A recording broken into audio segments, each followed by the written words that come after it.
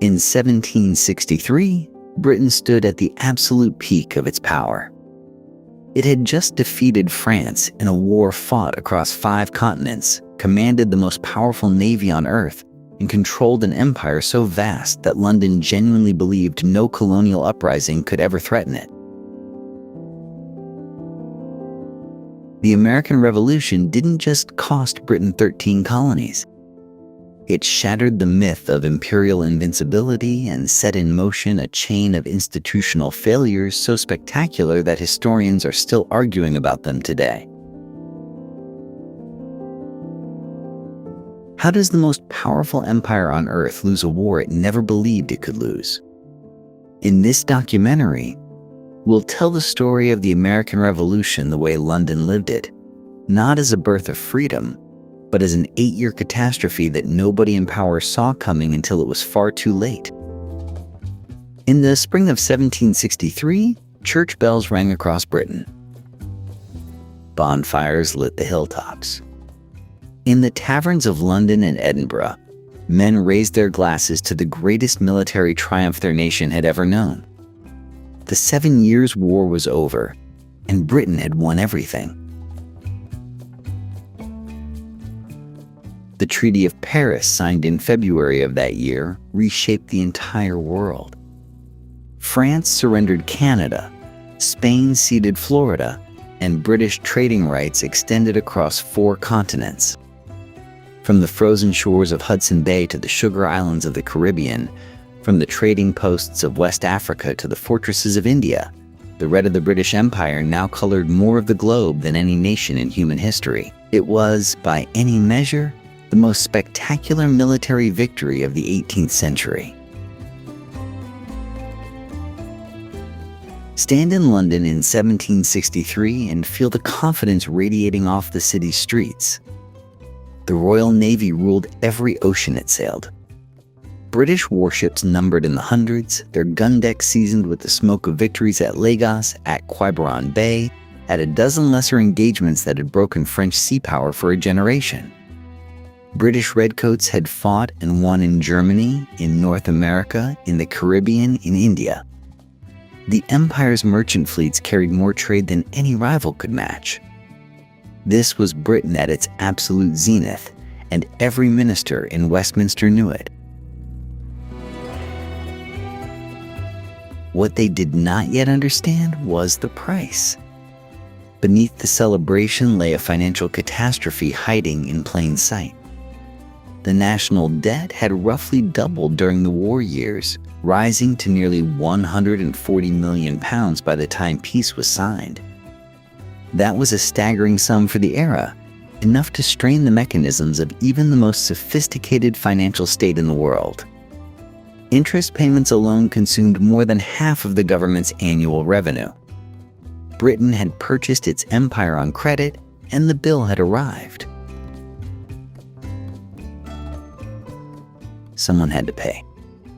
In the drawing rooms and committee chambers of Westminster, the answer seemed almost embarrassingly obvious. The American colonies had benefited enormously from the war. British soldiers had bled and died driving the French from their frontier. British ships had protected their coastlines and trade routes. And the colonists, by the calculation of London ministers, had contributed relatively little to the effort compared to what the mother country had sacrificed. Surely it was only right that they should now help shoulder the burden.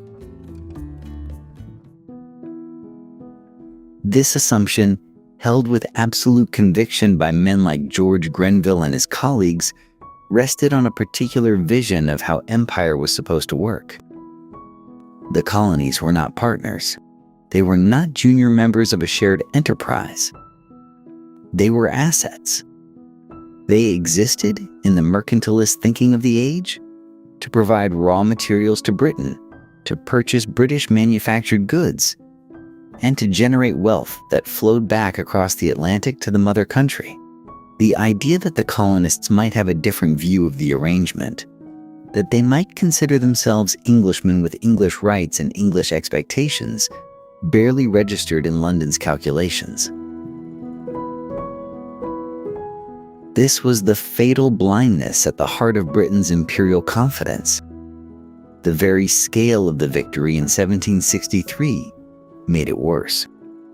How could the greatest empire the world had ever produced be wrong about anything, least of all about managing a collection of colonial settlements 3,000 miles away? The answer to that question would take another decade to arrive, carried across the Atlantic on the wind of rising colonial fury. But in 1763, nobody in Westminster was listening for it yet. They were still celebrating. They would not celebrate for long. The logic, from London's perspective, was ironclad. British taxpayers at home groaned under a burden that would be almost unimaginable today. By 1765, the average Englishman paid roughly 26 shillings per year in taxes. The average American colonist paid about 1 shilling. The gap was not modest. It was not a matter of degree. It was, to Westminster's eyes, a glaring and almost offensive disparity, and the men proposing to address it considered themselves extraordinarily restrained for doing so. The Stamp Act of 1765 was Chancellor George Grenville's solution. It was, by the standards of the age, a modest measure. A small tax on legal documents, newspapers, pamphlets, playing cards. The kind of stamp duty that had existed in Britain for decades without serious complaint. It would raise perhaps £60,000 annually, a fraction of what was needed to maintain the 10,000 British troops now stationed along the American frontier to protect the very colonists who would pay the tax. Grenville had even delayed the act by a full year, inviting the colonies to propose their own alternative revenue scheme.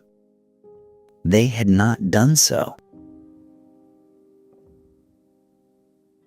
When the colonial response finally came, London genuinely did not understand it. The fury was immediate, visceral, and, to British ears, completely incomprehensible. Stamp distributors were threatened and chased from their posts. Stamped paper was burned in the streets of Boston and New York. Men who had fought alongside British redcoats just years before now compared their king's ministers to tyrants. The phrase that echoed back across the Atlantic, the one that would define an era, was no taxation without representation. In Westminster, this argument was met with something close to bewilderment. Parliament, British politicians would explain with strained patience, represented everyone.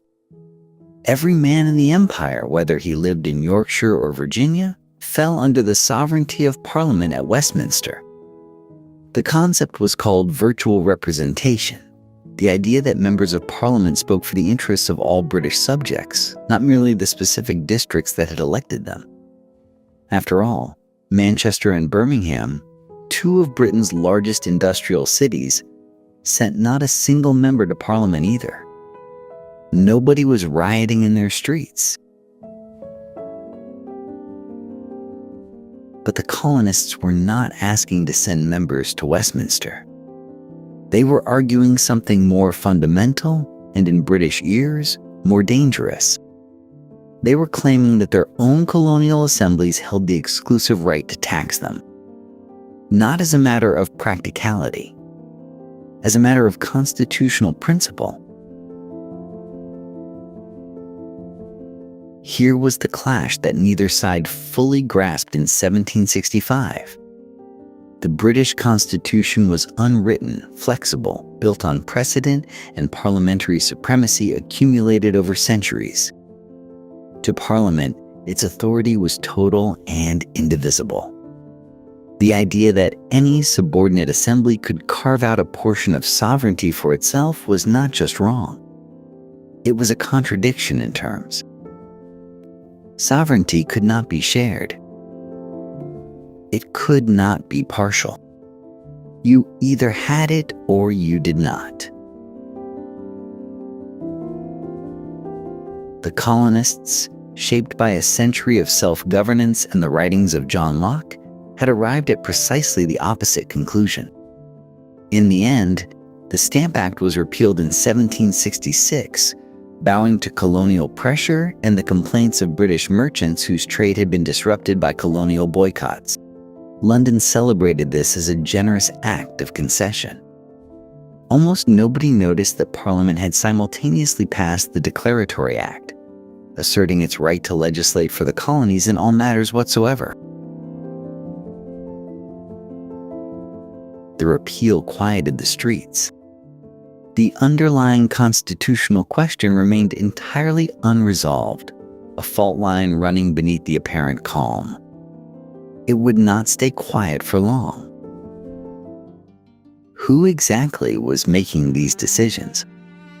That question matters more than most histories allow. In 1760, a 22-year-old king inherited the British throne. George III was not the cartoon villain that American schoolchildren would later memorize. He was nervous, conscientious, and deeply insecure, a young man raised in near isolation who had developed an almost desperate need to prove himself a proper king. He had watched his grandfather, George II, be managed and manipulated by powerful ministers for decades. He was determined this would not happen to him. That determination would prove consequential. George wanted ministers he could trust, men who shared his values and would not overshadow him. What he got instead was a decade of political chaos. Between 1760 and 1770, he cycled through 6 different prime ministers. 6 different men with 6 different approaches to the colonies. Grenville, who imposed the Stamp Act, was replaced by Rockingham, who repealed it. Rockingham was replaced by Pitt, who was brilliant but increasingly consumed by illness and eventually madness. Then came Townshend, who invented his own fresh round of colonial taxes almost out of spite, and then died before he could see the consequences. The ministry lurched forward without a steady hand, each new government reversing or complicating what the last had done. To the colonists watching from across the Atlantic, this was not evidence of a flexible system. It looked like arbitrary power without principle. Then came Lord North. Frederick North, 2nd Earl of Guildford, became Prime Minister in 1770, and he would hold the position for 12 turbulent years. He was, by almost every account, a charming and witty man, a gifted parliamentary debater who could diffuse tension with a well-timed joke. He was also, by his own admission, deeply unsuited for the role he occupied. He asked George III repeatedly to be allowed to resign. The king refused. North would manage a war he did not believe in for a policy he had doubts about at the request of a king he felt unable to refuse. Beneath all of it lay a problem so basic it was almost embarrassing. Not one of the men making decisions about America had ever been there. Not Grenville, not Townshend, not North, not George III himself. They debated colonial assemblies, colonial towns, colonial roads and harbors and loyalties as though arranging pieces on a map, which was, in practical terms, exactly what they were doing. The Atlantic Ocean was not merely a physical distance. It was a distance of imagination. The ministers in Westminster pictured something roughly resembling an English county, populated by grateful English subjects who simply needed firmer guidance. They did not picture Boston. They had no way to. That failure of imagination, more than any single policy decision, would cost them everything. And the man who would pay the final price was already sitting unhappily in his chair at number 10 Downing Street. By 1767, the British government had already proven it could provoke a crisis. Now it would prove it could repeat the mistake. Charles Townshend, the Chancellor of the Exchequer, had watched the Stamp Act collapse with something approaching contempt. The colonists objected to internal taxes, they said. Very well. Townshend would tax them externally through import duties on glass, paper, paint, and tea. It was, he assured Parliament, an entirely different principle. The colonists would surely understand the distinction. They did not. The colonial response was swift and organized. Merchants up and down the eastern seaboard signed non-importation agreements, refusing British goods outright.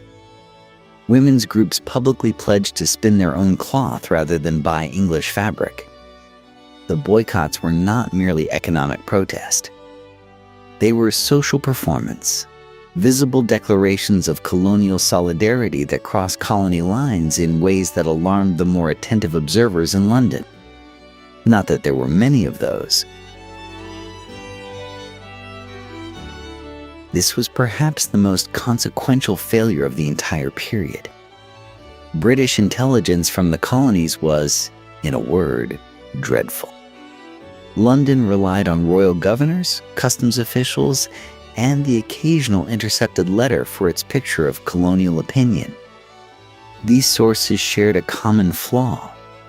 The men writing them had strong reasons to tell London what London wanted to hear. Alarming reports might invite questions about their own competence. And so the picture that assembled itself in Westminster was consistently rosier than reality, a portrait of manageable discontent rather than the deep, spreading fury that was actually taking hold. The situation in Boston was deteriorating fastest. In 1768, London dispatched 4,000 troops to the city, an occupation force in a town of roughly 16,000 people. The soldiers needed housing. They needed food. They moved through Boston's narrow streets in their redcoats, a daily visible reminder of everything the colonists resented. Tension accumulated slowly, the way ice forms on a river, until the night of March 5th, 1770. What happened on King Street began as a confrontation between a small group of colonists and a lone British sentry. Within minutes, a crowd had gathered, throwing ice, oyster shells, and abuse at a small cluster of soldiers who had come to the sentry's aid. Someone fired. Then others fired. When it was over, 5 colonists were dead, including Crispus Attucks, a sailor of African and Native American descent who would become, in the years ahead, the first named martyr of the Revolution. The British soldiers would later be acquitted at trial, defended ably by a young lawyer named John Adams who believed even despised men deserved a proper defense. But acquittal in a courtroom and acquittal in public memory are different things entirely. Paul Revere's engraving of the scene, depicting disciplined soldiers firing into a helpless crowd on the orders of an officer, was inaccurate in nearly every particular. It circulated everywhere.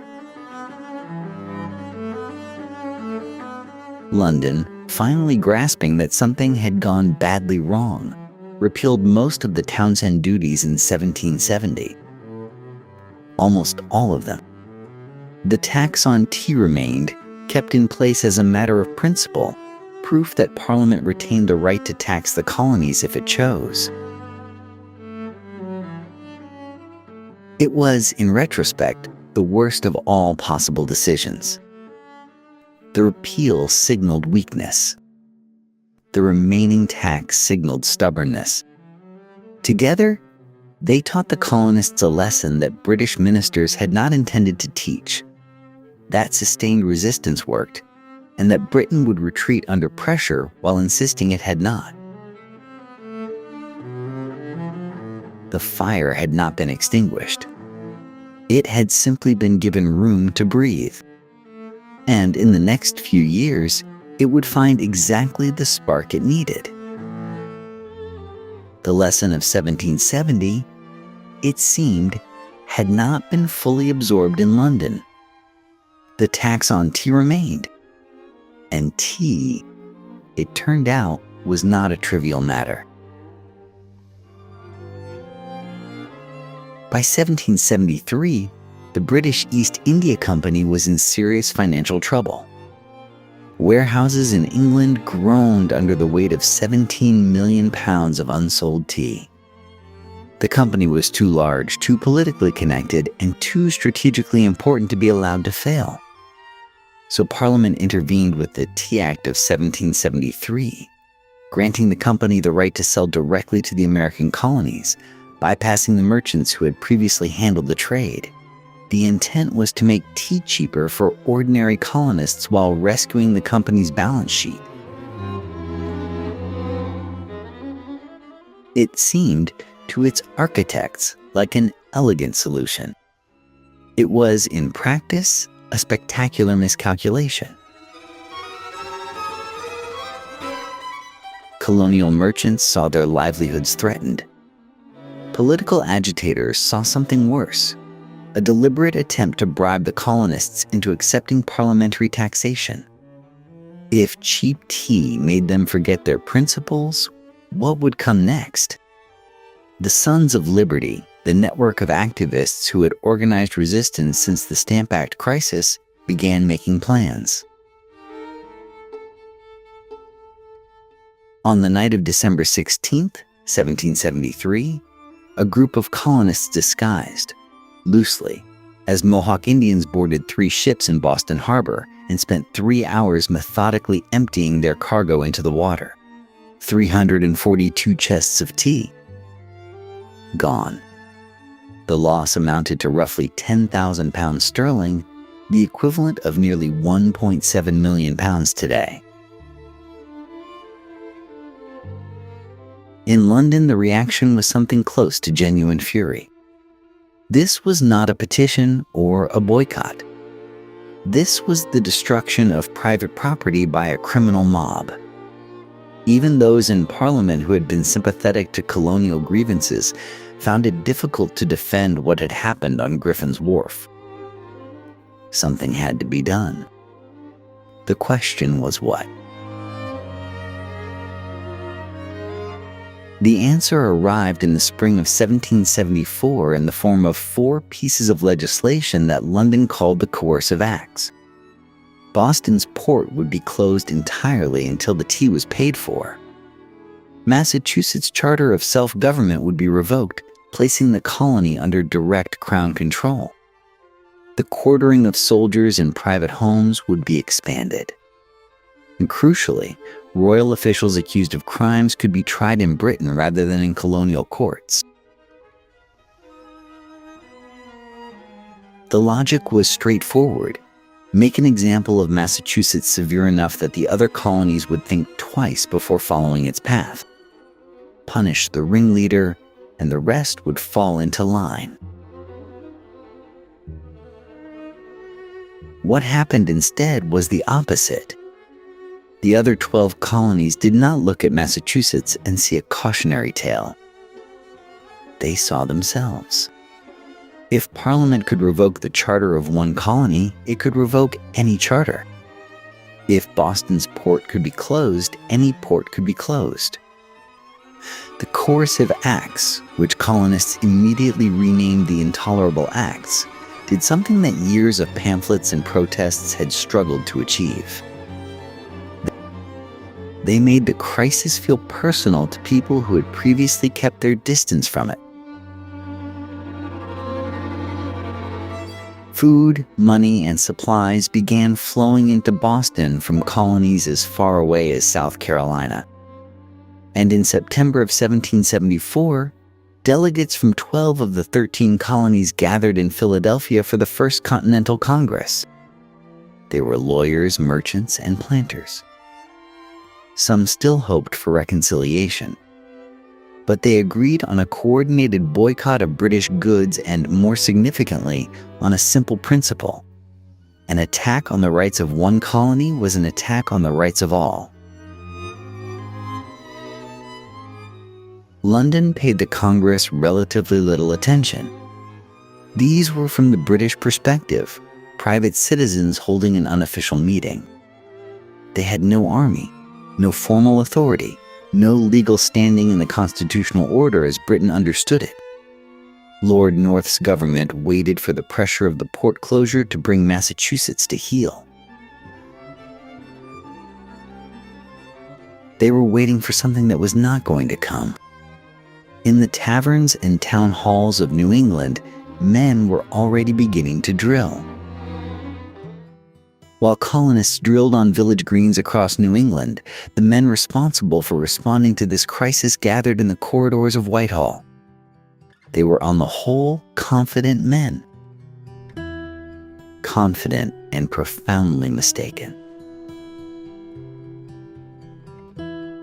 The Hawks dominated the cabinet table. Lord George Germain, who would soon become the minister overseeing the war effort, believed that the colonists were fundamentally bluffing. A sharp, decisive display of military force would collapse the rebellion before it truly began. Americans, in his estimation, were not soldiers. They were farmers and shopkeepers who had convinced themselves of their own courage. One hard blow and they would remember their place. Lord Sandwich, First Lord of the Admiralty, agreed. The Royal Navy could blockade colonial ports at will. The Army could occupy any city it chose. Where exactly did these colonists imagine their advantage lay? It was a reasonable question, asked by men who had never set foot in America. The opposing voices were eloquent but outnumbered. Edmund Burke, one of Parliament's most gifted orators, rose to argue that coercion was not a policy. It was a catastrophe waiting to happen. You could not govern 3 million people across 3,000 miles of ocean by force alone, he warned. The costs would be ruinous, the outcome uncertain, and the damage to the relationship permanent. William Pitt, the elder, aging and increasingly unwell, delivered what many considered his finest speech, warning that if Britain attempted to conquer America, it would find the task impossible and the attempt ruinous. These were not the words of men who loved the colonies more than their country. They were the words of men who understood the arithmetic of imperial overstretch. Parliament heard them, applauded politely, and voted them down. On the ground in Boston, General Thomas Gage watched all of this with mounting alarm. Gage was the man in the middle, the commander of British forces in North America, and now military governor of Massachusetts. He had served in America for years.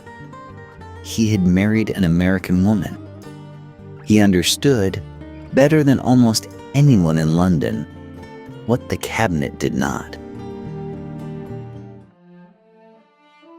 His dispatches home in the winter of 1774 and into 1775 read like a man slowly raising his voice to people who refused to listen. The colonists were not bluffing, he wrote. The militias were organizing seriously. The countryside was hostile. If London wanted to reassert control over Massachusetts, the force required would be substantial. He requested 20,000 troops. London sent him 3 regiments. This was the essential tragedy of the British response, not a decision to fight, and not a decision to negotiate, but something far more dangerous than either. It was a half measure born from a cabinet that could not agree on first principles. The hawks believed the situation required a show of strength. The doves believed it required conciliation. The result was policy that offered neither enough force to intimidate nor enough flexibility to negotiate. Gage had too few soldiers to project genuine power beyond Boston and too many to pretend that Britain was still pursuing peace. Spring was coming. The militias were armed. Somewhere in the Massachusetts countryside, 16,000 muskets had been quietly stockpiled by men who had heard what Parliament said and drawn their own conclusions. Gage, ordered to act against the rebel leadership and their weapons stores, planned a raid on Concord. He knew the risks. He had told London the risks. London, 3,000 miles away and supremely self-assured, had told him to proceed regardless. What happened next on the morning of April 19, 1775 would make every argument in Whitehall suddenly, violently irrelevant. The orders were straightforward. March to Concord, seize the Colonial weapons stores, return to Boston before the countryside could react. General Gage had planned the operation as carefully as secrecy would allow, choosing his 700 men quietly, timing the departure for the dead of night on April 18th. Every precaution had been taken. None of it was enough. What Gage could not account for was that Boston itself had become porous. The Sons of Liberty had eyes inside the garrison. By 9 o'clock that evening, silversmith Paul Revere and tanner William Dawes were already riding hard into the Massachusetts night, carrying warnings to every farmhouse and militia captain between Charlestown and Concord. Lanterns hung in the steeple of Christ Church. The countryside was waking up. The British column, meanwhile, was already in trouble before it heard a single shot. The men had waded ashore from their boats in water up to their thighs, soaking their boots and stockings on a cold April night. The march was 18 miles round trip across unfamiliar terrain. By the time they reached Lexington in the gray light before dawn, they had been moving for hours. These were professional soldiers among the finest infantry in the world, and they were cold, wet, and exhausted. What waited for them on Lexington Green was not an army. It was 77 militiamen under Captain John Parker, farmers and craftsmen who had turned out in the darkness because their captain asked them to. Parker knew he could not stop 700 regulars. The plan, such as it was, appears to have been simply to stand, to make the point, and then to disperse. Nobody gave the order to fire. Nobody on either side ever admitted to pulling the trigger first. But a shot cracked across the green, and then another, and within seconds the discipline of the British column briefly fractured into a volley. When the smoke cleared, 8 Americans lay dead. The regulars reformed, gave a cheer, and continued their march. Concord yielded little. Most of the weapons had already been moved, warned away by Revere's riders. The soldiers found some cannon carriages and a small quantity of supplies which they destroyed. They had accomplished, in military terms, almost nothing. The march back to Boston became a nightmare. They did not know the word for what was happening to them. Guerrilla warfare, as a concept, barely existed in European military thinking. Armies were supposed to stand in formation and exchange volleys at close range. The men shooting at them now had not read those rules. They crouched behind stone walls, fired from barn windows, picked off officers, and then melted back into the tree line before the regulars could form a response. Every hill concealed another ambush. Every bend in the road brought another crack of musket fire from an invisible enemy. The British column, already tired, became desperate. The relief force that met them at Lexington extended the fighting, but not the outcome. By the time the battered column staggered back into the safety of Boston, they had suffered 273 casualties, killed, wounded, or missing. The colonial forces lost 93 men. The arithmetic was humiliating. In London, the news arrived weeks later and produced a reaction that no one in the cabinet had prepared for. Regulars defeated by militia. Professionals chased down a country road by farmers. The psychological wound was deeper than the casualty count. The entire argument of the Hawks, that one sharp blow would collapse American resistance, had been tested at Lexington and Concord and found catastrophically wrong. Lord Germain and Lord Sandwich adjusted their language, but not their conclusions. Reinforcements were ordered. Generals were dispatched. The lesson Britain chose to learn from April 19th was not that the war would be harder than expected. The lesson was simply that more force was required. It was the same mistake, dressed in larger numbers. And in the fields and towns of 12 other colonies, men who had watched and waited now looked at what 77 farmers on a village green had done and began to make their own calculations. 2 months after Lexington and Concord, the British High Command in Boston faced an uncomfortable reality. The city was surrounded. Colonial militia had flooded in from across New England, tens of thousands of them, digging into the hills and choking off supply routes by land. General Thomas Gage needed to break out. He needed, above all, to demonstrate that what happened on the road back from Concord had been an aberration. On the night of June 16, 1775, colonial forces moved quietly onto the Charlestown Peninsula, overlooking Boston Harbor. They had been ordered to fortify Bunker Hill. In the darkness, their commanders made a fateful decision and chose to fortify Breed's Hill instead, closer to the city, more exposed, more provocative.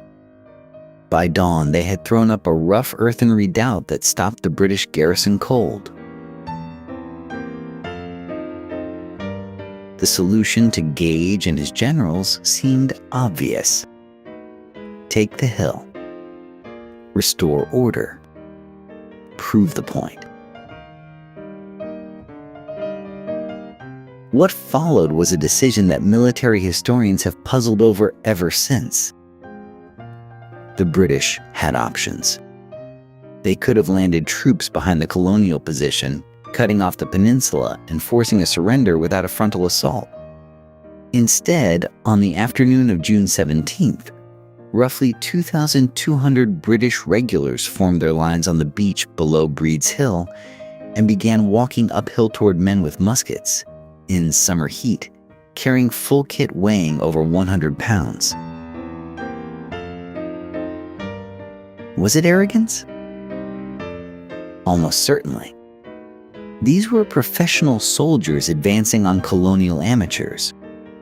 The mathematics, in their minds, were simple. The colonists had been told to hold their fire until they could see the whites of the enemy's eyes.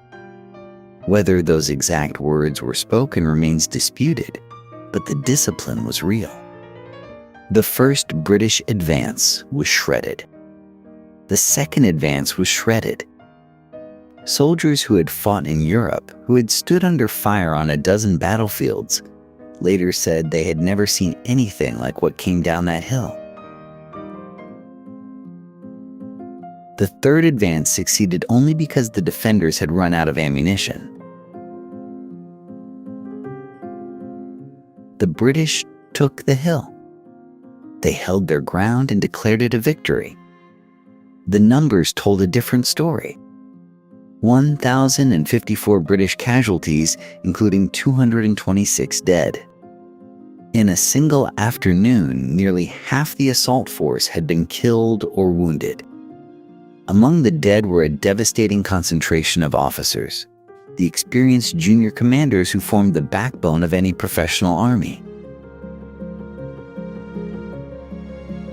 General William Howe had led that final charge personally, stepping over the bodies of men who had followed him up the slope on the first 2 attempts. He reached the top. He had won. And something in him, by all accounts, broke quietly that afternoon and never fully repaired. In the years that followed, as Howe commanded British forces across the American theater, officers and critics alike would note a strange hesitation in him, a reluctance to press advantages, a tendency to stop just short of the decisive blow. The men who knew him best traced it back to a hill in Charlestown. The dispatch that reached London framed Bunker Hill as a triumph. But King George III and his ministers were not blind to the casualty rolls. A victory that cost more than a defeat raised questions no one in the cabinet wanted to answer formally. Because the question asked plainly was this: if colonial farmers behind an earthen wall could do that to the finest infantry in the world, what would happen when they had more ammunition, more training, and a proper army? London filed the question away. More reinforcements were approved. More generals were appointed. And somewhere across the Atlantic, a Virginia colonel named George Washington was preparing to take command of the force that had just, at extraordinary cost, taught the British Empire the lesson it refused to learn. Consider the simple mathematics of empire. London to Boston, roughly 3,000 miles of open Atlantic. A fast ship with favorable winds might cross in 6 weeks. A slow one in winter gales might take 12. Now consider what that meant for the men trying to run a war. Every order that left Whitehall arrived in America describing a situation that no longer existed. A dispatch authorizing a campaign might reach its general to find the army already in winter quarters. A reply to an urgent request for reinforcements would land on a desk while the battle it was meant to support had been fought and lost months earlier. Britain was not simply fighting the American colonies. Britain was fighting time itself and losing. The supply problem was just as brutal. An army of roughly 40,000 men at the war's peak could not feed itself from the land it occupied. The colonists, already hostile and growing more so, were not selling provisions to the soldiers burning their neighbors' farms. Every barrel of salt pork, every bolt of uniform cloth, every pound of gunpowder ideally had to cross that same treacherous ocean. Ships were lost to storms. Supplies spoiled in transit.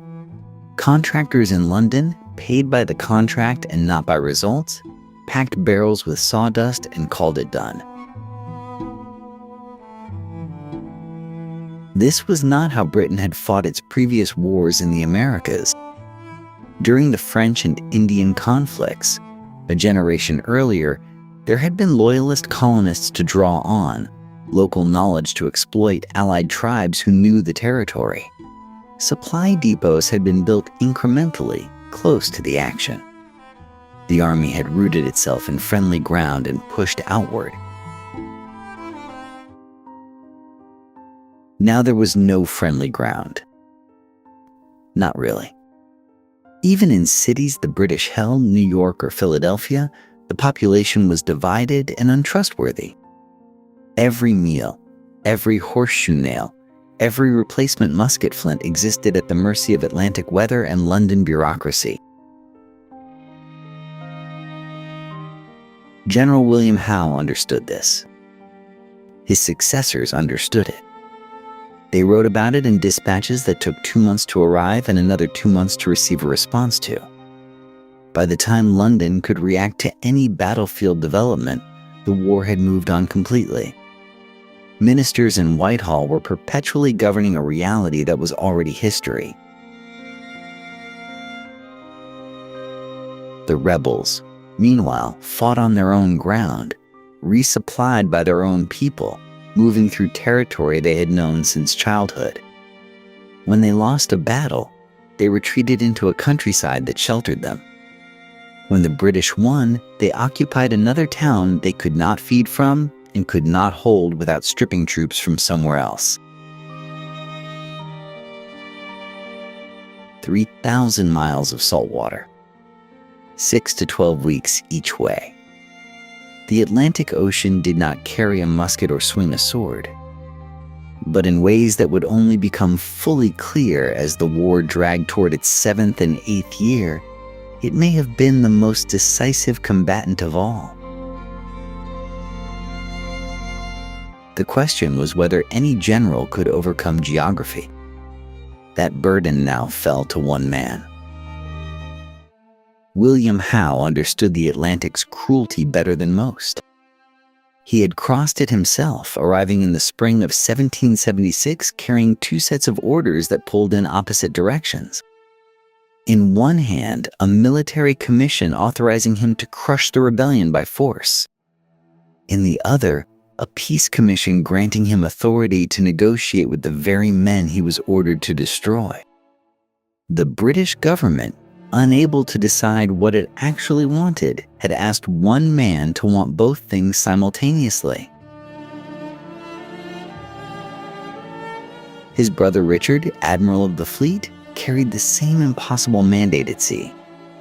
Together, the Howe brothers represented Britain's fundamental confusion about this war. Was it a rebellion to be suppressed or a misunderstanding to be resolved? London's answer, delivered across 3,000 miles of ocean, was essentially yes. That confusion had already produced its first humiliation. In March of 1776, before the great buildup even began, the British garrison in Boston had been forced to evacuate entirely. General George Washington had seized the heights of Dorchester in a single night, dragging captured artillery from Fort Ticonderoga overland through winter, and suddenly the entire harbor lay under American guns. 11,000 soldiers and nearly 1,000 loyalist civilians had sailed away in a ragged armada, abandoning the city that had been the cradle of British authority in America. The news, arriving in London 6 weeks later, shocked the public and enraged Parliament. The mightiest empire on earth had been chased from its own port by farmers with captured cannon. William Howe intended the summer to answer that humiliation decisively. By July, Staten Island had become the most militarized patch of ground in the Western Hemisphere. 32,000 soldiers, the largest expeditionary force Britain had ever assembled, waited there in disciplined, gleaming rows. Professional soldiers from England, Scotland, and Ireland stood alongside 17,000 Hessian mercenaries hired from the German states. The fleet anchored offshore numbered over 400 ships. It was an extraordinary demonstration of imperial power, the kind of force that was supposed to make further argument unnecessary. And yet, before unleashing it, William Howe paused. In September on Staten Island, he arranged a conference with 3 representatives of the Continental Congress, Benjamin Franklin, John Adams, and Edward Rutledge. The meeting lasted perhaps 3 hours. Howe could offer pardons and a promise that grievances would be heard. He could not offer independence, could not even formally acknowledge Congress as a legitimate body. Franklin, 70 years old and under no illusions about what was on offer, reportedly told Howe that America had already committed itself and that his terms arrived too late by at least a year. The men drank wine, spoke politely, and accomplished nothing. What had the pause cost? Weeks of campaigning weather. The moral initiative. The sense of overwhelming momentum that 32,000 soldiers ought to have generated simply by existing on that island. Howe would go on to win battles. He pushed Washington's forces across Brooklyn, across Manhattan, across New Jersey, winning engagements with professional precision, and then, again and again, stopping just short of the destruction that might have ended the war. His critics in London would eventually call it timidity. His defenders would call it strategy. The truth was perhaps something harder to name. The paralysis of a man ordered to make peace through war and war through peace, who could fully commit to neither. The rebels survived the summer and the autumn. And survival, for a revolutionary army, is its own kind of victory. As 1776 drew toward its bitter close, Washington's ragged forces crossed the Delaware River on a freezing Christmas night. The war that Howe's armada was supposed to have ended would instead enter a new and far more complicated phase. The morning of August 27, 1776, began with fog and ended with catastrophe for the American cause. William Howe had spent his weeks on Staten Island well. He knew Washington's army, perhaps 10,000 effective troops, occupied the high ground of Brooklyn Heights and the wooded ridge of the Gowanus Hills below it. The Americans expected a frontal assault. Howe gave them something else entirely. While a diversionary force fixed the American attention at the center, Howe sent 10,000 soldiers on a night march through the Jamaica Pass, a route Washington had left guarded by only 5 unsuspecting horsemen. By dawn, the British were behind the American lines entirely. The trap closed with brutal efficiency. Continental soldiers caught between two forces broke and ran, cut down in the marshes, drowned in the tidal creeks around Gowanus, killed in numbers that shocked even the victors. More than 1,000 Americans were killed, wounded, or captured. The survivors scrambled back to the fortifications at Brooklyn Heights and waited for the end. What happened next would puzzle historians for generations. Howe stopped. He had Washington's army pinned against a river with no obvious means of escape. Another assault, perhaps 2 hours of hard fighting, might have destroyed the Continental Army entirely. The rebellion, barely a year old and still searching for its identity, might well have died in those Brooklyn mudflats. Howe instead ordered trenches dug and a formal siege prepared. He would take the position methodically at minimum cost. That decision gave Washington 2 days. 2 days proved enough. On the night of August 29th, in darkness and extraordinary silence, Washington evacuated his entire army across the East River to Manhattan. Fishermen from Marblehead, Massachusetts, manned the boats. The crossing took all night. A merciful fog, thick and providential, clung to the water until every last soldier had crossed. When British troops advanced the following morning, they found empty trenches and abandoned campfires. The army that should have been destroyed had simply vanished.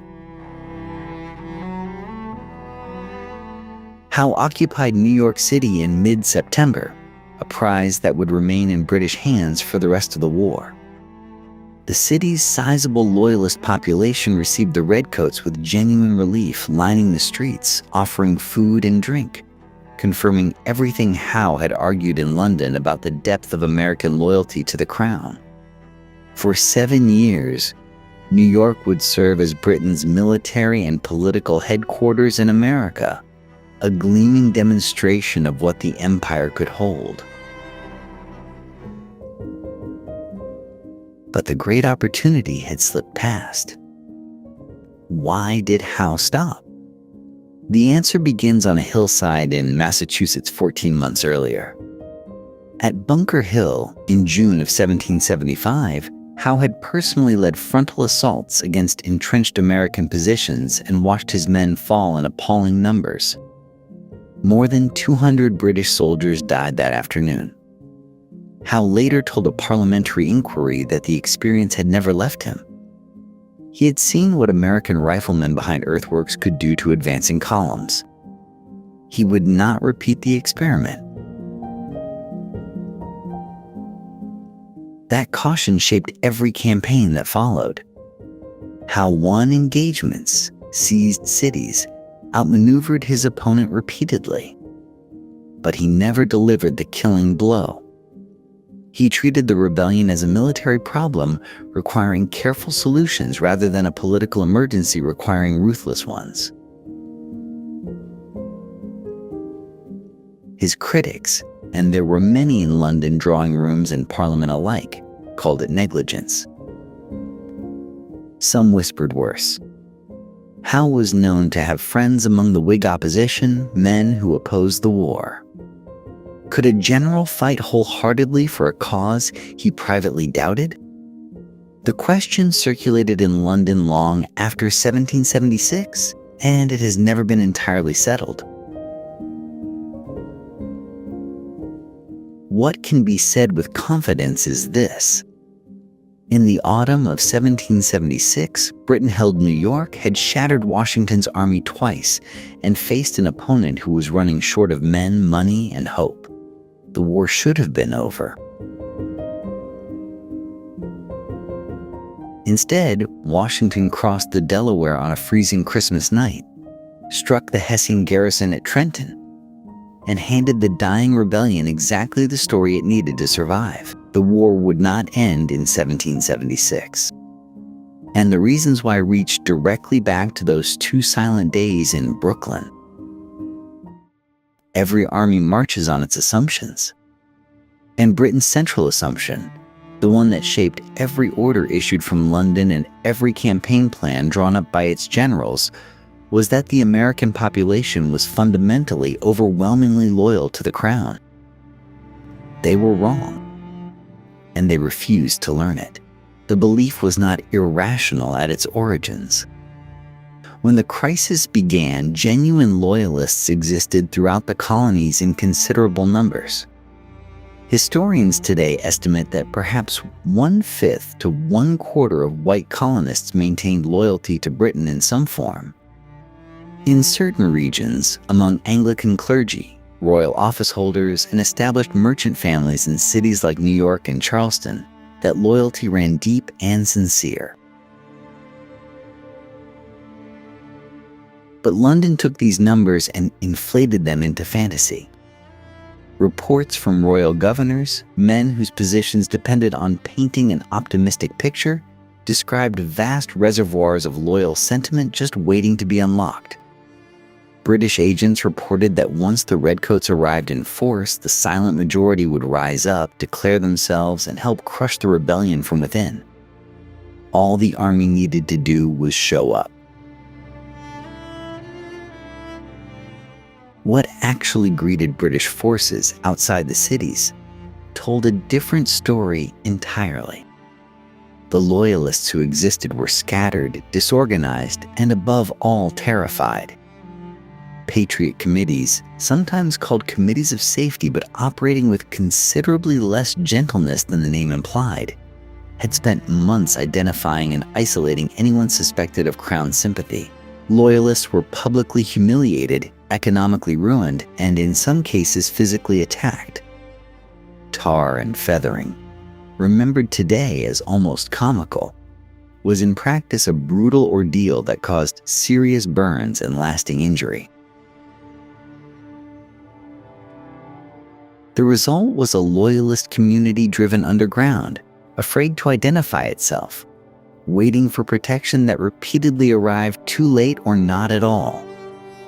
When British columns swept through a region and then withdrew, the Loyalists who had briefly come forward faced savage reprisals from their returning Patriot neighbors. The pattern repeated itself from New England to the Carolinas. People learned quickly that supporting the Crown openly, without permanent British military protection, was an invitation to ruin. There was genuine civil war inside the colonies, ugly and intimate neighbor against neighbor, sometimes brother against brother. In the Carolinas particularly, the fighting between Loyalist and Patriot militias carried a ferocity that the formal battles between regular armies rarely matched.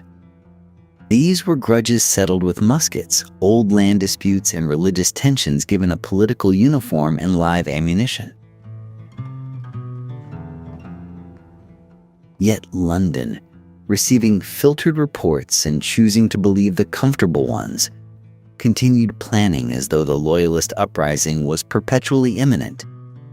Generals were dispatched to specific regions, the southern colonies especially, on the explicit promise that tens of thousands of armed Loyalists would join the campaign the moment a British force appeared. The forces materialized. The Loyalists in the promised numbers did not. This fantasy had concrete strategic consequences. It encouraged Britain to spread its forces thin, occupying territory rather than concentrating against Washington's army. It produced campaigns designed to liberate loyal populations that turned out to be smaller, more frightened, and less organized than any intelligence report had suggested. It meant that when Loyalists did fight, and some fought with real courage and commitment, they were never properly armed, organized, or supported, and were left exposed when British priorities shifted elsewhere. The phantom army of loyal Americans haunted British strategy from Lexington to Yorktown. It was always just over the next ridge, in the next county, ready to emerge. It never quite did. How a great empire could sustain such a fundamental misreading of its own population for 8 years is a question worth sitting with. Part of the answer lies in what those who knew the truth were up against in London. Because even when clear-eyed observers tried to correct the record, they found themselves fighting not just ignorance, but a political establishment with powerful reasons to believe what it wished were true. By December of 1776, the American Revolution was dying. Washington's army had been driven out of New York, chased across New Jersey, and reduced to fewer than 3,000 effective men. Enlistments were expiring with the new year. Men were deserting in the cold, slipping away into the frozen countryside in ones and twos. Thomas Paine was writing by firelight, calling these the times that tried men's souls, and he was not being dramatic. He was being accurate. Britain, surveying the situation, had every reason for confidence. And yet confidence had produced a particular kind of carelessness. To hold the territory gained across New Jersey, the British Army had established a chain of outposts stretching from the Hudson River toward Philadelphia. It looked impressive on a map. On the ground, it was a fatal arrangement. Each post was too far from the next to send or receive help quickly. They were isolated dots on a landscape that Washington's familiarity with cold weather and desperation gave him every incentive to exploit. One of those dots was Trenton, and Trenton was garrisoned by Hessians. The decision to hire German mercenaries had seemed practical in London. Britain's regular army was stretched thin across a global empire, and the German principalities, Hesse-Cass cell chief among them, had professional soldiers available for rent. Roughly 30,000 of them eventually served in America. What London failed to anticipate was the political damage. To many colonists, the sight of foreign mercenaries hired to suppress them confirmed everything the revolutionaries had argued about British tyranny. It was a recruitment gift to Washington and a propaganda gift to Benjamin Franklin, who was at that very moment trying to convince France to enter the war. The Hessians at Trenton were competent soldiers under Colonel Johann Rau, but they were cold, they were isolated, and their commander had reportedly been warned of a possible attack without taking adequate precautions. On the night of December 25th, 1776, Washington loaded his dwindling army into boats and crossed the Delaware River through sleet and darkness. The dawn attack lasted roughly 45 minutes. Nearly 1,000 Hessian soldiers were captured. Rau himself was mortally wounded. American casualties were remarkably light. It was, by the standards of the war, a small engagement. No major position changed hands permanently, but the psychological effect was electric. Washington followed it 10 days later with a sharp victory at Princeton, humiliating a British force that had expected to roll over whatever ragged remnant opposed them. Suddenly, the Continental Army existed again. Suddenly, enlistments held. Suddenly, the chain of British outposts across New Jersey began contracting, post by post, as commanders realized they could not defend what they had so casually occupied. The problem Britain faced was the same one that had undermined the Loyalist strategy, the same one that would shadow every campaign to come. They had conquered enormous amounts of territory. They simply could not hold it. 14. The catastrophe at Saratoga, June-October 1777, the victories at Trenton and Princeton had saved the revolution from collapse. But in London, the response was not alarm. It was the elaboration of a new plan, one so ambitious and so poorly coordinated that it would, within a single year, transform a stubborn colonial rebellion into a global war. The architect of the plan was General John Burgoyne. Charming, theatrical, and supremely confident, he had returned to London in the winter of 1776 with a proposal that looked elegant on paper. A British army would march south from Canada through the forests of upstate New York, descend the Hudson River Valley, and link up with forces moving north from New York City. The effect would be to slice the colonies in two, severing New England from the rest, strangling the rebellion at its midsection. The plan required two things above all else: timing and coordination. It received neither. General William Howe, commanding British forces in the South, had his own ideas. Rather than marching north to meet Burgoyne, he loaded his army onto ships and sailed for Philadelphia, the American capital. His reasoning was not without logic. Taking Philadelphia might end the war. But Howe's decision left Burgoyne to march into the American wilderness without any reasonable hope of support. In June of 1777, Burgoyne set out from Canada with roughly 8,000 men. The early progress was encouraging. Fort Ticonderoga fell with barely a shot fired, and for a brief moment it seemed the grand strategy might actually work. Then the forest swallowed them. The terrain of upstate New York in summer was nothing like the manicured battlefields European officers had trained on. Every mile south meant chopping through dense wilderness, hauling artillery over ground that had never seen a road, crossing rivers that swelled with summer rain. American forces under General Philip Schuyler and later Horatio Gates, made no pitched battle unnecessary. They felled trees across every path. They burned crops and drove off livestock, ensuring Burgoyne's men found nothing to eat. They simply made the land itself into a weapon. By August, Burgoyne's army was hemorrhaging. A foraging expedition to Bennington was destroyed by American militia. Supplies dwindled. Reinforcements never came.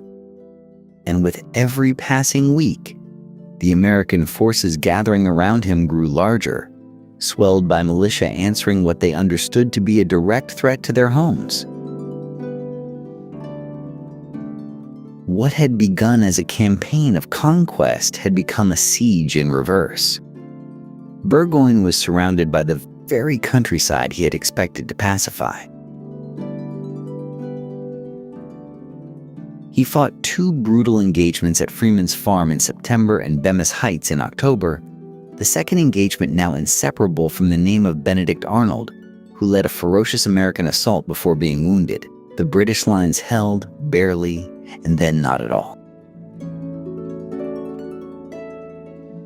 On October 17, 1777, John Burgoyne surrendered his entire army.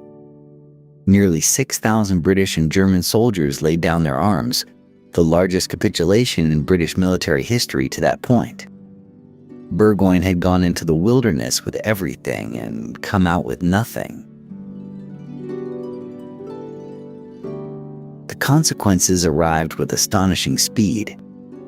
France had been watching the American war with intense interest since its beginning, supplying weapons and money in secret while carefully weighing the risks of open intervention.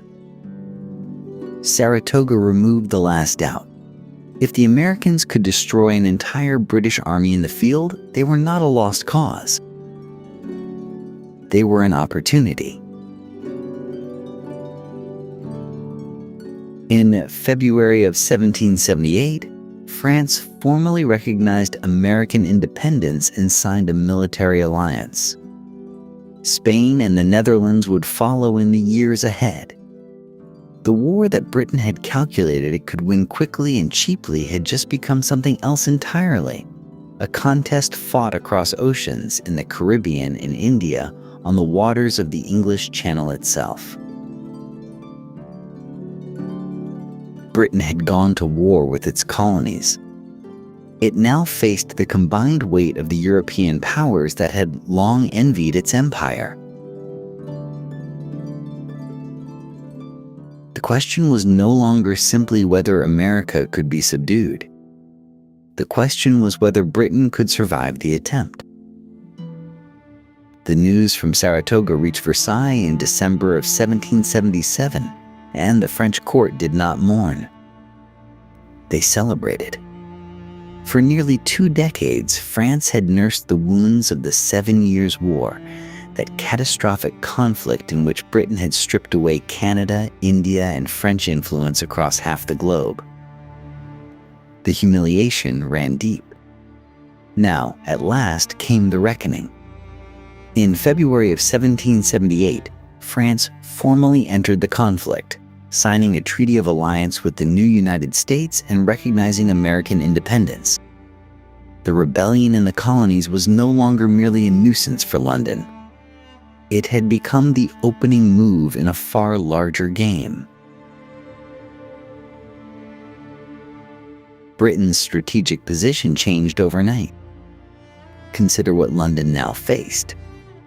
The British Navy, already stretched across the Atlantic, suddenly had to contend with the French fleet, one of the most powerful in the world. The sugar islands of the Caribbean, particularly Jamaica and Barbados, demanded immediate protection. These islands were not a sentimental concern. The West Indian colonies generated more revenue for Britain than all 13 American colonies combined. Merchants, plantation owners, and investors made clear to Parliament that if forced to choose between recovering America and holding the Sugar Islands, the choice was not difficult. America, in other words, had competition. The pressure intensified in June of 1779 when Spain entered the war. Madrid had its own grievances with Britain and its own territorial ambitions. Spanish forces laid siege to Gibraltar, that narrow rock at the mouth of the Mediterranean that Britain had held since 1704. The siege would grind on for nearly 4 years, tying down resources and forcing the Royal Navy to keep one anxious eye on home waters. For the first time since the early years of the war, there was genuine fear in Britain that the enemy might attempt something closer than Philadelphia or Saratoga.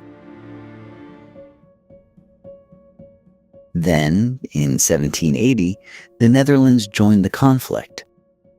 Britain was now at war with 3 European powers simultaneously. The Royal Navy, which had spent 2 years worrying about transporting troops and supplies across the Atlantic, now had to cover the English Channel, the Mediterranean, the Indian Ocean, and the Caribbean. No navy on Earth was built for that assignment. The impossible arithmetic of empire had caught up with London. What had begun as a police action against rebellious colonists now required the strategic attention normally reserved for existential threats. Generals and admirals who might have been sent to reinforce the American theater were redirected. Ships that might have blockaded Boston or Charleston were sailing toward the Caribbean or standing off Gibraltar. Every decision now involved a calculation that had nothing to do with Boston or Philadelphia. The men in London who had once spoken confidently about a short war to restore order found themselves managing a crisis that stretched from the English Channel to the Bay of Bengal. The American War had not ended. It had been absorbed into something vastly larger, and in that larger conflict, the recovery of 13 distant colonies ranked somewhere below the survival of Gibraltar, the protection of the Sugar Islands, and the security of India. America had forced Britain into a war. France had forced Britain into a war it was not certain it could win. The weight of that transformation would be felt most immediately in America itself, where British commanders in the field were about to discover that the reinforcements, the ships, and the decisive attention they needed from London were all going somewhere else. For the Continental Army and its commanders, it was the most important development of the entire war. The question now was whether they could hold on long enough to benefit from it. While British generals maneuvered across the American countryside, something equally consequential was happening 3,000 miles away. The war was eating Britain alive from the inside. In Westminster, the government of Lord Frederick North had never enjoyed unanimous support for the American campaign. But by 1778, what had once been a manageable opposition had grown into something noisier and more dangerous. Charles James Fox, brilliant, disheveled, and relentless, rose in the House of Commons again and again to demand answers. Why were British soldiers dying in a war that could not be won? What had the government actually achieved after years of fighting and millions of pounds spent? Fox was not a gentle critic. He was the kind of orator who could make a prime minister wish he had chosen a quieter profession.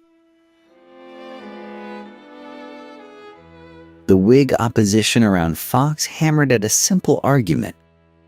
The war was not merely unsuccessful.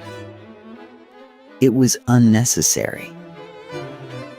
Reconciliation had been possible. The moment for it had passed, squandered by a government too proud to compromise and too stubborn to admit its mistakes. Every debate became a referendum on the competence of the men running the country. Lord North heard all of it and agreed with most of it.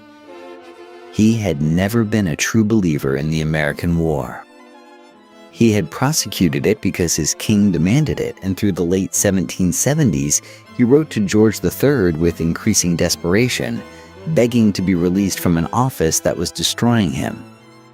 George refused, each time with characteristic firmness. North remained, miserable and trapped, steering a policy he privately considered ruinous.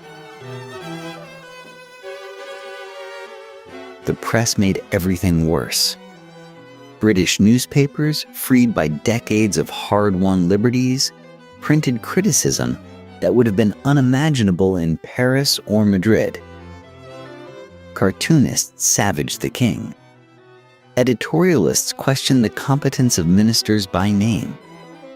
The reading public, particularly in London, consumed this material eagerly. Public opinion, still a relatively new force in British politics, was moving against the war with quiet but steady determination. Then, in June of 1780, London itself exploded. The Gordon riots began as a protest against Catholic relief legislation and spiraled within days into the worst civil unrest the city had seen in living memory. For nearly a week, mobs controlled the streets. Newgate Prison was burned to the ground. The Bank of England was attacked. Hundreds died. The government, already managing a global war, suddenly found itself deploying troops in its own capital just to restore basic order. The image was not reassuring. Britain was simultaneously besieged at Gibraltar, fighting in the Caribbean, and now suppressing riots in London. The cost of all this was crushing. The national debt climbed steadily upward. Taxes rose. Trade, disrupted by war with France, Spain, and the Netherlands, suffered accordingly. Merchants who had once supported firm action against the colonists now quietly wondered whether the whole enterprise had been worth the trouble.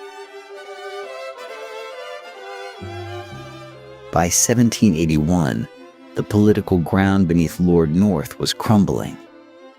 The opposition was louder, the debt was larger, the riots were fresh in public memory, and the war in America showed no sign of producing a decisive result.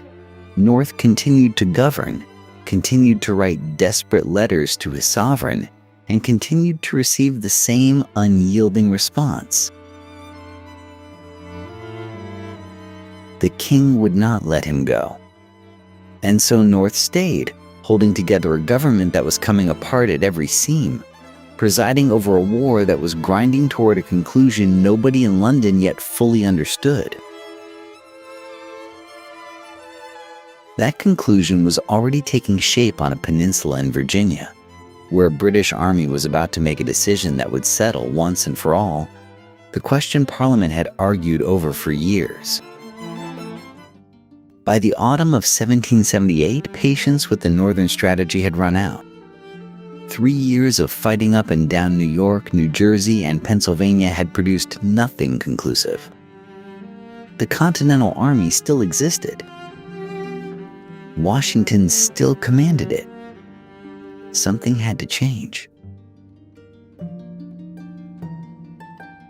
The answer, British strategists decided, lay in the South. The logic was seductive. Georgia and the Carolinas were believed to be thick with loyalist sentiment, communities of settlers who had never warmed to rebellion and who would rally to the crown if given the chance. Restore royal government in the South, the thinking went, and use it as a base to roll back the rebellion colony by colony northward until the whole structure collapsed. It was an elegant plan. It was also built on a dangerous assumption. The first move seemed to vindicate the optimists. In December of 1778, British forces under Lieutenant Colonel Archibald Campbell captured Savannah, Georgia, in a sharp, efficient operation that took barely an afternoon. Royal government was promptly restored. Georgia, at least on paper, was British again. In London, the news produced a flush of genuine encouragement. Perhaps the South really was different. Then came Charleston. In the spring of 1780, General Henry Clinton arrived with a force of nearly 14,000 men and proceeded to lay siege to the most important port city in the American South. The operation was methodical and overwhelming. By May 12th, the American commander General Benjamin Lincoln had no choice but to surrender. What followed was the single worst American defeat of the entire war. More than 5,000 Continental soldiers marched into captivity, along with their weapons, supplies, and the city itself. It was a catastrophe for the Patriot cause, the kind of blow that, in an earlier phase of the war, might have ended everything. Clinton declared success and sailed back to New York, leaving General Charles Cornwallis to hold and pacify a vast territory with an army that was already stretched thin.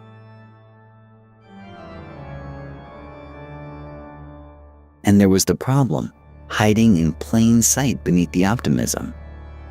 The Loyalists, so numerous in theory, proved maddeningly elusive in practice. Yes, there were communities of genuine Crown supporters. But there were also ferocious patriots who responded to British occupation with guerrilla warfare of extraordinary bitterness. The countryside did not settle into grateful submission. It erupted into a civil war within the larger war, neighbor against neighbor, with a savagery that shocked even hardened British officers. Cornwallis found himself holding cities while losing the countryside. Loyalist militias, when they could be recruited, needed protection rather than providing it. Every garrison left to hold a town was a force unavailable for operations elsewhere.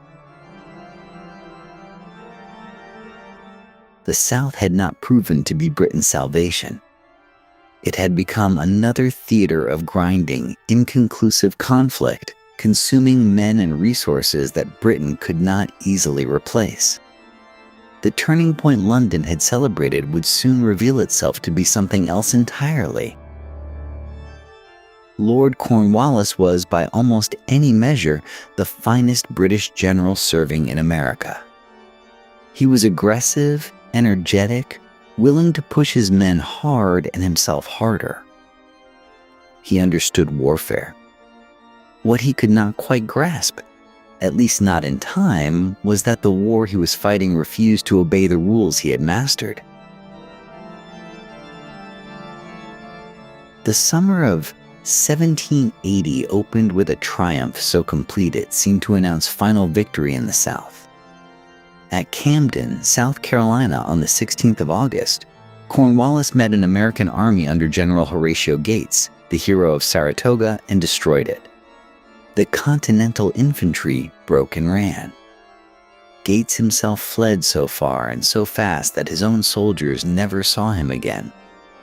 Nearly 900 Americans were killed or wounded, another 1,000 captured.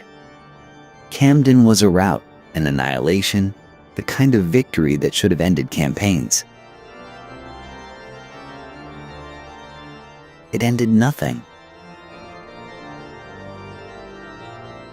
2 months later, on the 7th of October, a force of roughly 900 Loyalist militia under Major Patrick Ferguson stopped retreating and chose to make a stand atop Kings Mountain, a rocky ridge on the Carolina border. Surrounding them were Patriot frontiersmen, sharpshooters who had crossed the Appalachians specifically to hunt them down. The fight lasted 65 minutes. Ferguson was shot from his horse. His entire command was killed, wounded, or captured. Not a single man escaped.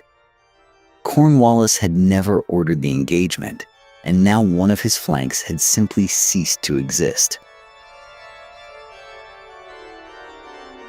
Still, he pressed on. He sent his most feared cavalry commander, Lieutenant Colonel Benastre Tarleton, to crush a Continental force gathering under the brilliant Daniel Morgan. At a place called the Cowpens on the 17th of January, 1781, Morgan set a trap of elegant simplicity. He arranged his men in 3 lines, deliberately inviting Tarleton to charge through them, and then closed the trap. Tarleton's force collapsed into something close to panic. He lost over 800 men in under an hour, nearly his entire command. He escaped with a handful of cavalry. The rest were gone. Cornwallis pursued Morgan relentlessly, racing north into North Carolina. He finally caught the main American army, now under General Nathanael Greene, at Guilford Courthouse on the 15th of March. What followed was the most revealing battle of the Southern campaign. Cornwallis won. He held the field when Greene withdrew. By every traditional measurement, it was a British victory. It had cost him nearly 500 men, a full quarter of his effective fighting strength. His army was battered, hungry, and exhausted, camped in a countryside that offered nothing. When word reached London, the politician Charles James Fox delivered a verdict that cut to the heart of the matter. Another such victory, he observed, would surely destroy the British army. This was the trap that had been closing since the very beginning. Britain could win battles. She had won most of them. But winning battles required destroying the army that kept fighting her, and that army kept surviving. Every engagement that cost Cornwallis 500 men cost Greene almost nothing in strategic terms, because American replacements could come from the countryside itself. British replacements came from across an ocean. Cornwallis made the only decision that seemed to offer any escape. He turned his exhausted army northeast, toward Virginia, toward Yorktown, toward the river and the coast, and the possibility of reinforcement by sea. He was marching toward what he hoped would be rescue. He was marching, though he could not yet know it, toward the end of the war itself. He arrived in August of 1781, his men worn down by months of brutal marching through the Carolina and Virginia heat. Yorktown was a small tobacco port on the York River, defensible enough, with its back to the water. Cornwallis set his soldiers to digging, building earthworks, and waited for what his commander in New York, Sir Henry Clinton, had promised him: naval support, reinforcements, rescue from the sea. He would wait a very long time. What neither man fully appreciated was that the strategic picture had shifted in ways London had not yet absorbed. France was no longer merely supplying the rebellion with money and muskets. France was fighting. And in the late summer of 1781, a French admiral named de Grasse was sailing north from the Caribbean with a fleet of 28 ships of the line and more than 3,000 soldiers. His destination was the Chesapeake Bay. On the 5th of September, the British fleet under Admiral Thomas Graves met de Grasse just outside the bay entrance. The Battle of the Chesapeake lasted barely 2 hours of serious fighting, and the tactical result was inconclusive by most naval standards. But what followed was not inconclusive at all. Graves withdrew to New York to refit. De Grasse returned to the Chesapeake. When Graves finally sailed south again weeks later and surveyed the bay entrance, he found it sealed. He turned back. He would not return. Cornwallis would receive no relief by sea. The trap required one more piece, and that piece was already moving. George Washington had spent the summer of 1781 watching the British garrison at New York, apparently content to threaten that city. His movements, his correspondence, even his supply requisitions were carefully designed to suggest an assault on Manhattan was imminent. They were a fiction.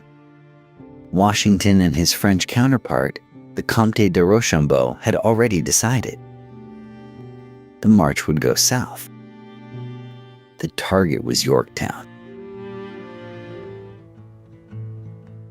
Beginning in late August, nearly 7,000 Allied troops peeled away from the Hudson River lines and moved south through New Jersey so quickly and so quietly that Clinton in New York did not understand what was happening until it was too late to stop it. Washington covered the roughly 400 miles to Virginia in under a month. By the time Clinton grasped the deception, Allied forces were already closing around Cornwallis from the landward side. The numbers told the story plainly. Cornwallis had roughly 8,000 men inside Yorktown's earthworks. The Allied force surrounding him grew to nearly 17,000, a combination of Continental regulars, French infantry, and state militia. The French brought something equally important: siege artillery, the heavy guns that could systematically dismantle fortifications. The siege opened on the 9th of October. Allied batteries fired with a methodical precision that the defenders could not answer in kind. One by one, the outlying British redoubts fell.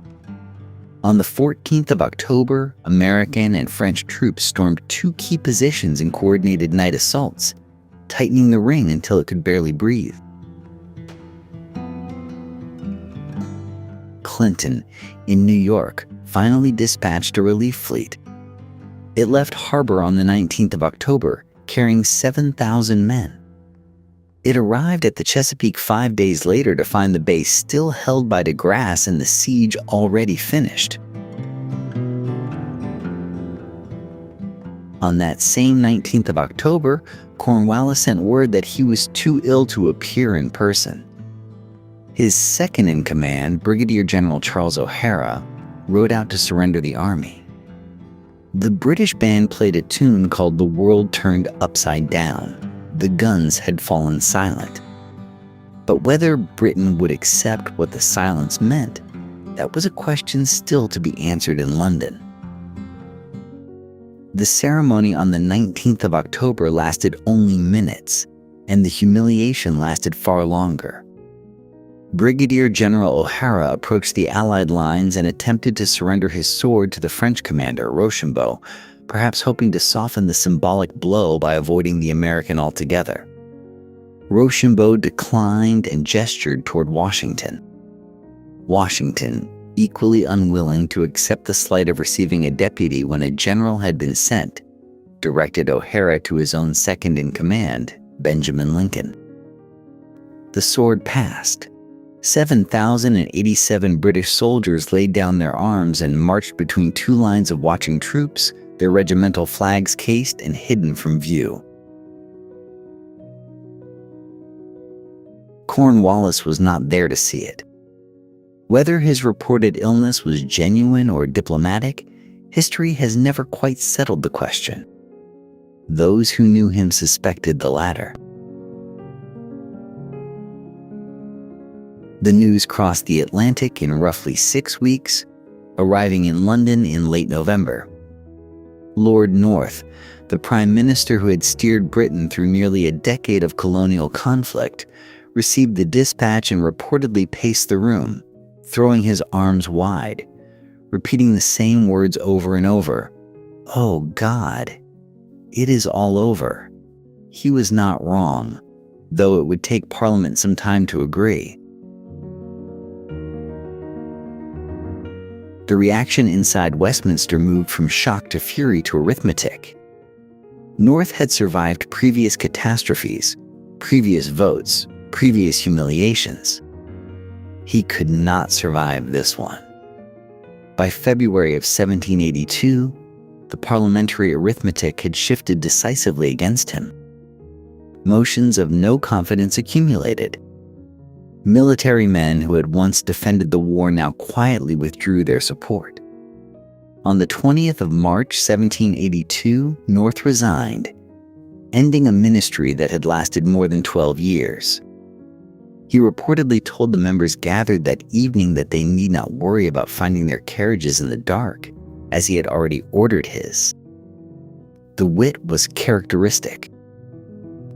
The defeat was total.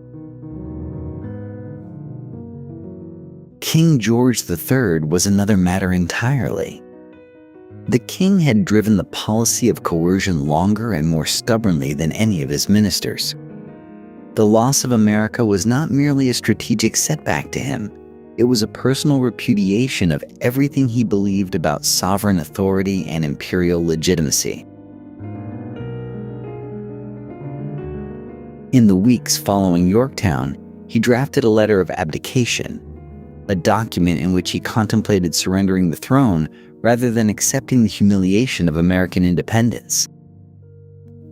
He never sent it. He never published it.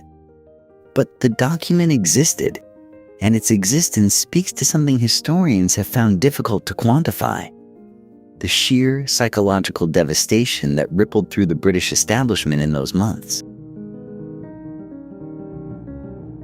Here was the world's foremost military and naval power, the nation that had crushed France on 3 continents barely 2 decades earlier, brought low by farmers and merchants and a continental army that had spent years on the edge of dissolution.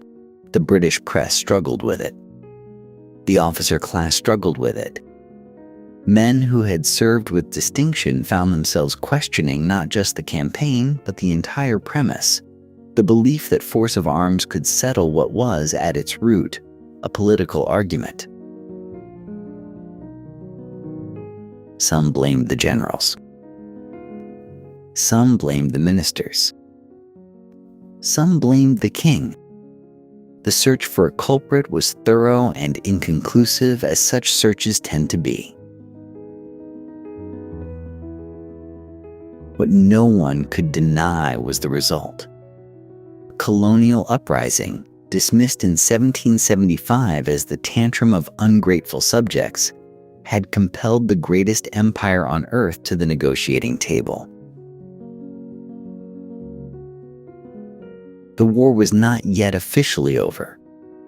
Diplomats would spend another 2 years in Paris before the final treaty was signed. But the fighting, the serious fighting, had ended in a tobacco port on the York River.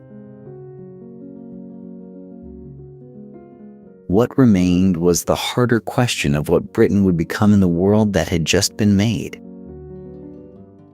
Lord North's carriages had barely cleared Westminster when the scramble to end the war began in earnest. The Marquess of Rockingham, who took power in March of 1782, came in with one overriding purpose: extract Britain from a conflict he had opposed for years. His cabinet moved quickly, opening back-channel contacts with Benjamin Franklin in Paris, signaling that Britain was prepared to negotiate in good faith.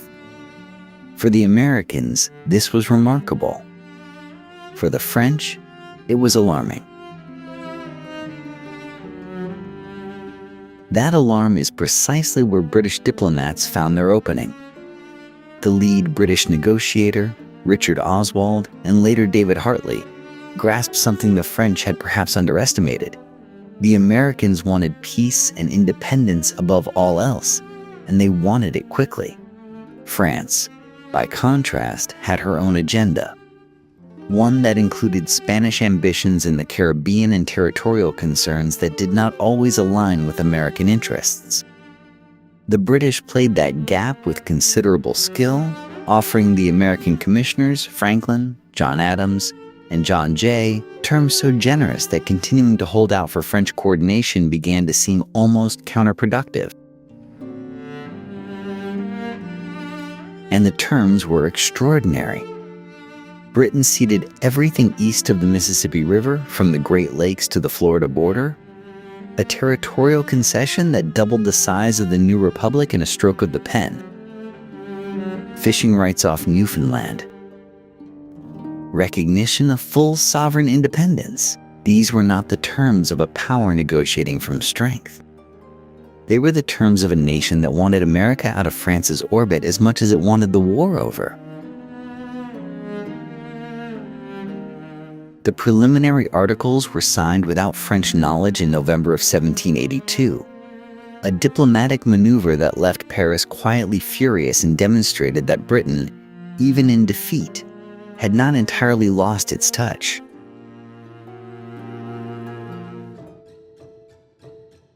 But no treaty could paper over a quieter catastrophe unfolding simultaneously along the American coast and inland roads. The Loyalists, somewhere between 60,000 and 80,000 men and women who had backed the crown, served in its forces, and staked everything on British victory, were now paying the price. They were leaving, most of them forever. Nova Scotia received tens of thousands. Others went to England, to the Caribbean, to anywhere that was not the new republic that had no place for them. They had been promised protection. The treaty contained language urging Congress to compensate them for seized property. Congress had no intention of compelling individual states to comply, and mostly did not. The Crown abandoned them as thoroughly as it had failed to reinforce Cornwallis. The Treaty of Paris was signed formally on the 3rd of September, 1783, in a city far from the fields where the war had actually been settled. The British Empire endured and would grow larger still in the decades ahead. But something had permanently shifted in how Britain understood the relationship between subjects and sovereignty. That question, unresolved and pressing, would echo across the empire for generations to come. When the shooting stops, the talking begins. And in Britain after 1783, the talking was loud, bitter, and very nearly endless. Parliament became a theater of recrimination. Generals who had lost colonies now fought desperately to preserve reputations, and the inquiry rooms of Westminster witnessed something almost theatrical. Men who had failed together turning on each other with remarkable precision. The Howe brothers went first. Admiral Richard Howe and General William Howe had commanded Britain's naval and land forces through the crucial middle years of the war, and neither had emerged covered in glory. Before a parliamentary inquiry, they defended their conduct with considerable skill, arguing that they had been starved of men, ignored on strategy, and undermined at every turn by the ministers in London. The government, they suggested, had never truly committed to winning. It was a defense that doubled as an attack, and it landed. John Burgoyne, the man whose surrender at Saratoga in October of 1777 had brought France into the war, was more specific about where to place the blame. He pointed directly at Lord George Germain, the Secretary of State for America, who had failed to coordinate his march south from Canada with Howe's movements from New York. Burgoyne had marched into a trap partly of Germain's making. He argued, and the minister's administrative failures had cost Britain its most consequential campaign of the war. Germain, never a figure who attracted much sympathy, found the accusations difficult to deflect. Then came Yorktown. Charles Cornwallis and Henry Clinton, the two men most directly responsible for the final catastrophe of 1781, produced what amounted to dueling memoirs of mutual accusation. Clinton insisted he had ordered Cornwallis to maintain a defensive position and that his subordinate had blundered into an exposed encampment at Yorktown against sound advice. Cornwallis countered that Clinton's orders had been contradictory, his promised reinforcements imaginary, and his overall direction of the Southern campaign incoherent. Both men published their correspondence. Both men presented themselves as the voice of reason surrounded by incompetence. The public, reading all of this, could be forgiven for concluding that Britain had been commanded by no one at all. Germain bore the heaviest political cost. Forced from office even before the war formally ended, he was offered a peerage as a parting consolation, an elevation that was itself controversial enough to delay briefly in the House of Lords. His reputation never recovered. He became the convenient vessel into which Parliament poured its collective shame. King George, characteristically, believed the fault lay with weak ministers and weaker generals who had failed to prosecute a just and winnable war. He was not entirely wrong. He was not entirely right. He was, above all, a man reluctant to examine what his own inflexibility had contributed to the disaster. Britain had lost America. Now it had to decide what that meant for everything that remained. Here is the great paradox that history rarely advertises. The nation that lost America went on to build the largest empire the world has ever seen.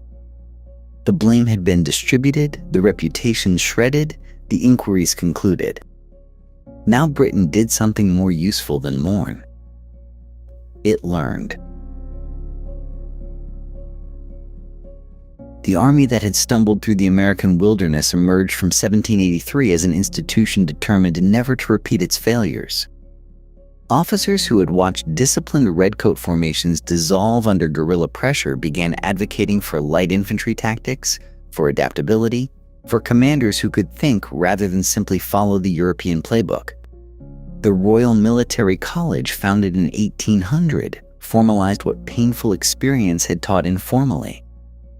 The army that would face Napoleon was a measurably better instrument than the one that had faced Washington. The Royal Navy, stung by its inability to control American coastal waters, invested heavily in refitting, recruitment, and doctrine. By the time Admiral Horatio Nelson destroyed the combined French and Spanish fleet at Trafalgar in 1805, Britain commanded the seas with a confidence that would last a century. American privateers had once humiliated the Navy in Atlantic waters. That vulnerability was studied and eliminated. And while Europe convulsed with Revolutionary War, Britain looked elsewhere. The First Empire had pointed west, toward the American colonies. The Second Empire looked east and south. India, already under company control, became the jewel around which an entirely new imperial vision organized itself. Australia received its first British settlers in 1788, barely 5 years after the peace treaty with America was signed. The scramble for Africa would follow. The map was turning red in places where London had barely glanced a generation earlier.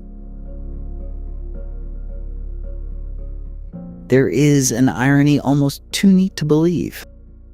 The strategies that defeated Napoleon, the coalition building, the naval supremacy, the relentless financial pressure applied across a global theater, owed something fundamental to the humiliation in America. Britain had learned that wars were not won by occupying territory alone.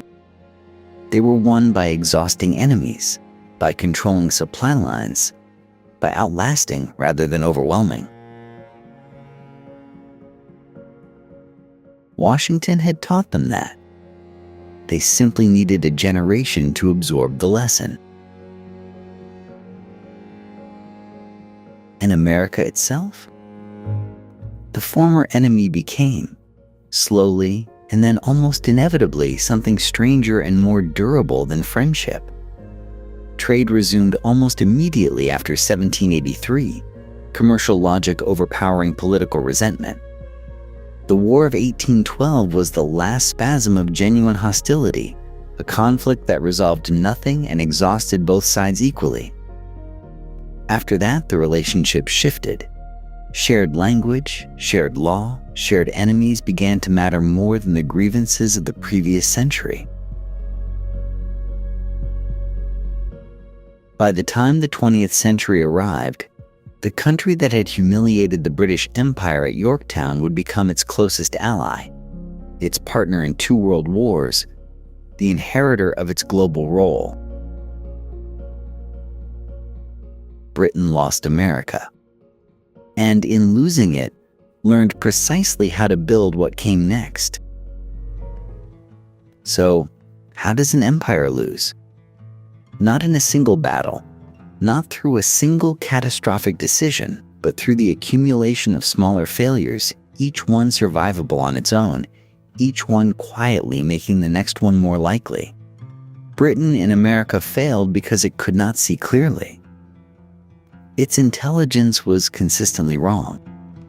Its generals received contradictory orders from ministers who disagreed with each other.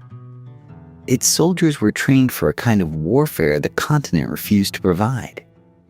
And when the evidence mounted that something fundamental needed to change, the empire's instinct was always the same: try harder at the same thing. That instinct is the real story here.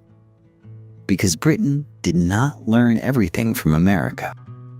The tactical lessons were absorbed, yes. The Navy improved, the Army adapted.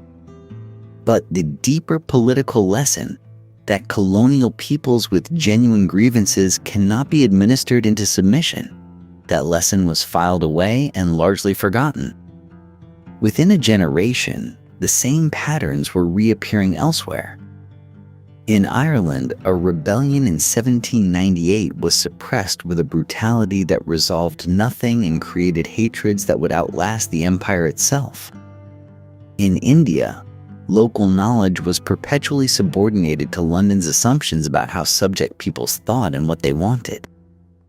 The particulars changed. The arrogance did not. What the American Revolution actually was, and what Britain could never quite bring itself to acknowledge, was the first modern anti-colonial war. Not a rebellion of feudal lords, not a dynastic dispute, not a religious conflict. It was a political argument, conducted in the language of rights and representation, fought by people who had decided that distant governance without genuine consent was no governance at all.